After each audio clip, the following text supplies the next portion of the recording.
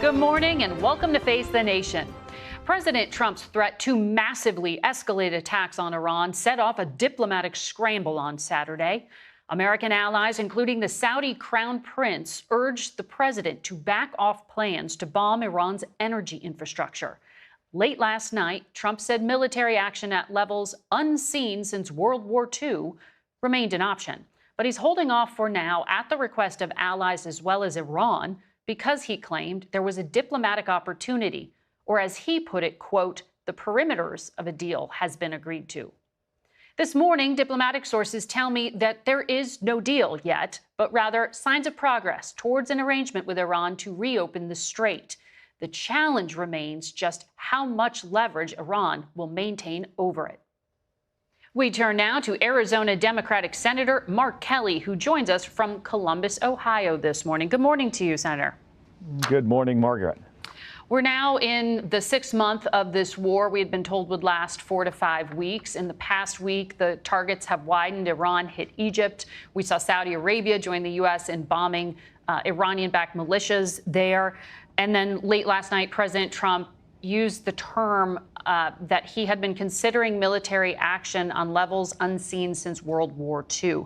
You sit on intelligence, you sit on armed services. Has the administration shared anything in regard to its plans on Iran? I mean, not these latest plans, and I think what we're seeing here is a president who has an approach to this that's just rather erratic. He says one thing, he does another thing. It's escalatory. At this point, he's trying to get us back to February, and I think if he could, if he had a big reset button he could hit, he would certainly take that option. Hey, we've got 18 dead Americans. Prices have skyrocketed across the country for the American people. I was here in Ohio. I'm here in Ohio now, but I met with some veterans the other day, and they're struggling. I mean, these are a lot of retired service members that can't afford to put gas in their car, can't afford groceries. Rent is going up. And this president is not dealing with the issues that the American people need him to deal with. Well, you know, in our polling, we see that this is a very unpopular war and it's weighing on the president's own approval ratings. But Democrats are faring slightly worse, according to CBS polling. When asked who has the better approach to Iran, 32% say Trump and the GOP, only 30% say the Democrats. So we are in this thing. Do Democrats need to offer an affirmative vision for ending it? Well, I don't think it's the president's vision. Here's a guy who got us into this without a strategic goal, without a plan, without a timeline. He's got a Secretary of Defense that doesn't know how to manage this war, who decided a good metric at the beginning was just to drop as many munitions as he could on as many targets. And now we've got a munitions shortage, big surprise. So they're flailing, they're stuck, they're responsible for this, and the president is the one that has to try to figure out a way out of this. I would suggest to him, though, that the solution is not to do the same thing that he's been doing, not to have his real estate buddy and his son-in-law in charge of a negotiation, to put some people in here that know how to do this, how to talk to the Iranians, and put a coalition together, bring our allies back together. He's alienated not only our GCC allies, but our European allies as well. And it's just making this much harder for him to figure out a way out. The Washington Post is reporting that the top U.S. general in Europe, General Grinkowicz, warned the Pentagon that he lacks resources to protect Israel from incoming ballistic missiles. And if he's without another Navy destroyer, he will be forced to choose between defense of the homeland versus that of Israel. It sounds like for the moment, Israel's not rejoining combat operations. But what does that say to you? Have you heard these concerns from this top commander yourself? I haven't heard this specifically from Grinkowicz on this issue, but it's not, Margaret, it's not, this isn't rocket science. It's not hard to figure out. I mean, we struck over 14,000 targets with multiple munitions. That puts a lot of stress on the magazine depth. So, of course, our commanders, probably not only in Europe, but in other places, are starting to feel some stress on can they meet the need if they need to defend the homeland or our allies. You can see why this is an issue for him. Mm-hmm. And that's because at the beginning of this thing, there was no strategic goal. And without the goal, it's hard to figure out what to do next. Yeah. And I think that's why Hegseth went just to try to set records on the number of targets hit. Yeah, I should say for the record that the Pentagon says it's media speculation and they don't comment on operational capabilities. We did ask them to clarify that. But on the point about restocking, Secretary Hegseth says he needs money from Congress to do that, to replenish munitions. He needs money from Congress to pay salaries. He needs $67 billion. You recently were asked, and you said you were undecided on how you would vote on additional funding. How do you deny that needed funding? Well, Margaret, last year we passed a defense budget that was over $1 trillion. That was the first time ever. It was sold to us as a one-time generational investment in the department.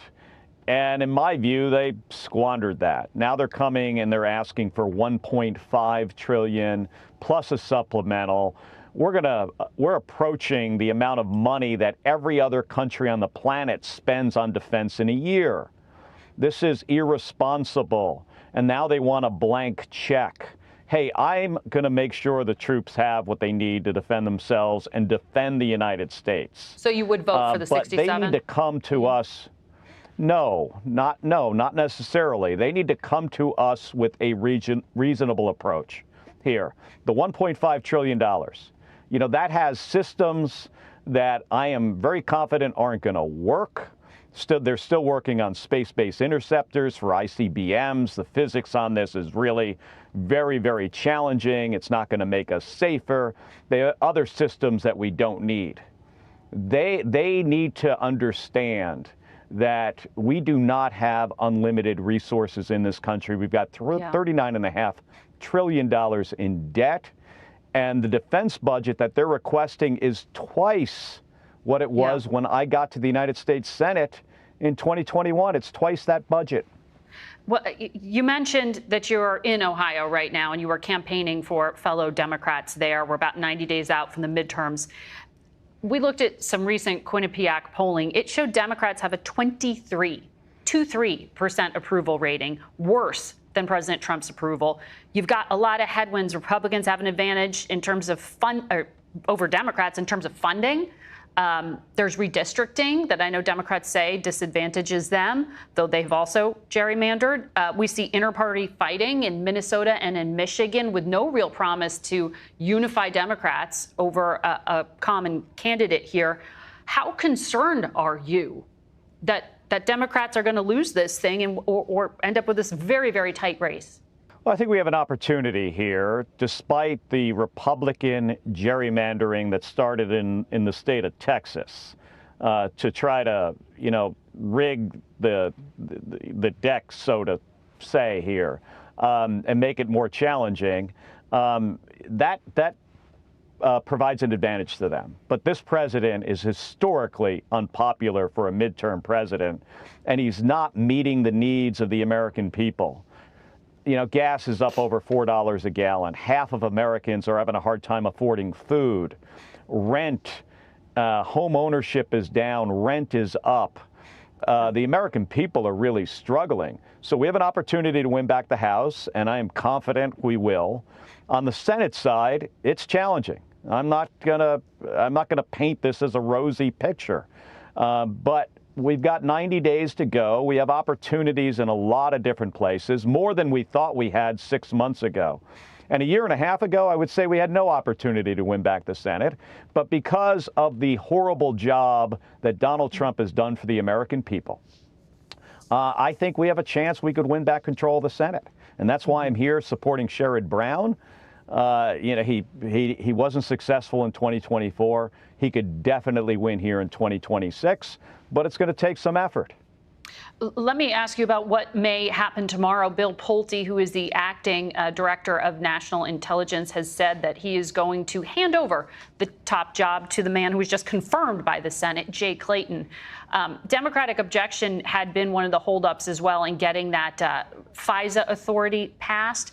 I'm wondering, once you see this change of command, Are those Democratic objections going to melt away?